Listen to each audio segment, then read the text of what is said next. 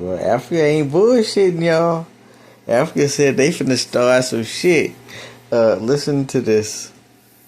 In 2023, Uganda created an LGBTQ bill. It was kind of on the table for a long time, but it got signed into power by President Museveni. And what the bill wanted to do, make harsh and strict laws towards anybody participating in LGBTQ activities. And I believe some of the penalties are up to death. They ain't playing. There's a clip of that actually coming into play. Here you go. This was the moment Uganda's anti-homosexuality bill was passed into law.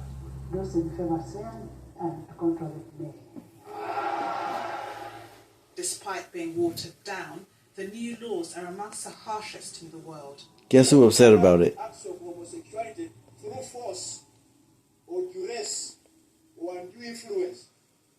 Then the law defines that as aggravated homosexuality. And what is the punishment? The maximum punishment is death. And the penalty for Uganda was quite harsh. First of all, the United States denounced Uganda's decision to do such. Uganda was kicked out of the AGOA program, which is the African Growth Opportunity Act, which pretty much acts as a duty-free trade for Uganda to sell its products to the United States duty-free. It made about $8.2 million from that opportunity last year, but being kicked out of it, there is no future opportunity to make money and make that number grow up. Because they're against homosexuality. So many of their officials let that shit got their sink in. visas restricted from entering the United States. Think about that, Very y'all. harsh penalties, if you ask me. But stop the show. Seems like Ghana isn't scared because just recently they did the same thing. No more LGBTQ in Ghana. That's what I'm talking about. The anti-LGBTQI+ bill has been in Ghana's parliament for more than 3 years. The bill, titled Promotion of Proper Human Sexual Rights and Ghanaian Family Values, proposes up to 3-year jail sentence for anyone convicted for identifying as LGBTQ+. It also criminalizes the advocacy of LGBTQ rights and pushes for up to 5-year jail terms for people convicted of doing so. Well, now, how about that? Ghana's parliament passed the bill amidst attempts by some lawmakers to replace jail sentences with community service and counseling. The proposed changes, however, were not considered. Polling data suggests the anti-LGBTQ bill is widely supported by Ghanaians who cite cultural and religious beliefs. Ghana's president will now have to sign the bill into law for it to take effect.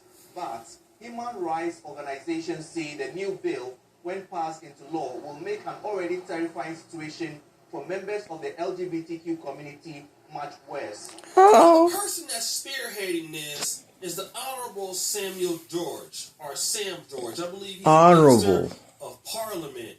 And recently he was on Nigerian television, and he was asked about, what does he feel about those people who are criticizing him about Ghana's new law.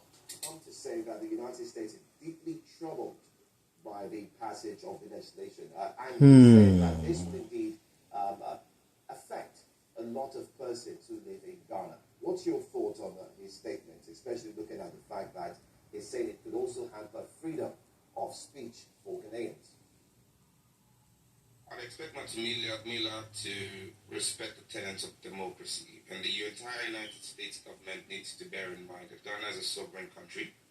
We are opposed to cultural imperialism.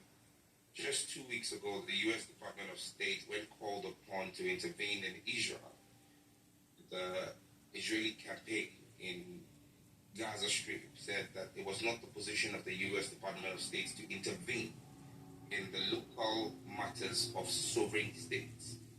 Ghana is not the 51st state of the United States. Ghana is a sovereign state on its own. The sovereign parliament of Ghana has passed a bill, and I think that Matthew Miller should be more interested in the loss of life of Americans' children in American schools to gun violence.